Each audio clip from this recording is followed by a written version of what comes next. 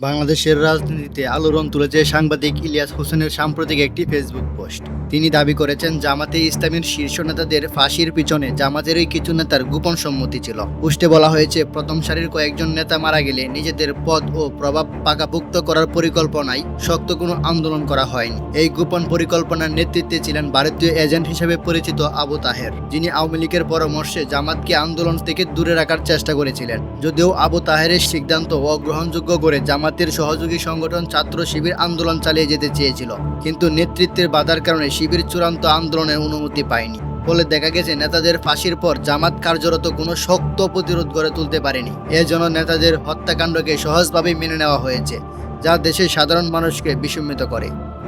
পোস্টে আরও দাবি করা হয়েছে, জামাতের একই অংশের কারণে আজও এটিএম আজহারকে মুক্ত করা সম্ভব হয়নি। এমনকি ফাঁসির দণ্ডপ্রাপ্ত মাওলানা আবুল কালাম আজাদ দেশে ফেরার আসার পরেও কেন্দ্রীয় জামাতের পক্ষ থেকে কেউ তার সঙ্গে সাক্ষাৎ করেননি। ইলিয়াস হোসেনের মতে, জামাতের এই অংশের উদ্দেশ্য হলো দলকে কঠোর ভারত বিরোধী অবস্থান থেকে সরিয়ে আনা। আর এ কারণেই কথিত যুদ্ধ অপরাধের বিচারে জামাতের ভারত বিরোধী নেতাদের ফাঁসির রায় কার্যকর করা হয়েছে।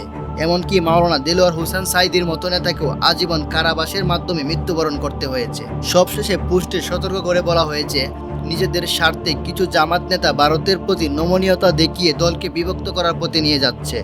ইতিমধ্যেই জামাত ও ছাত্র শিবিরের মতো দ্বন্দ্ব প্রকাশ্যে এসেছে, যা গণমাধ্যমেও আলোচিত হয়েছে। বাংলাদেশের রাজনীতিতে জামাতের এই অভ্যন্তরীণ দ্বন্দ্ব এবং অবস্থান পরিবর্তন ভবিষ্যতে দলটির টিকে থাকার প্রশ্নে বড় ধরনের প্রভাব ফেলতে পারে। সময়ই বলে দিবে জামাতের ভবিষ্যৎ কোন পথে এগিয়ে যাবে। জামাতের অভ্যন্তরীণ বিভেদ ও ভারতনীতি পরিবর্তনের এই প্রচেষ্টা দলটির ভবিষ্যৎ কোন দিকে নিয়ে যাবে, অবশ্যই আপনার মতামত আমাদের সাথে কমেন্টে শেয়ার করুন।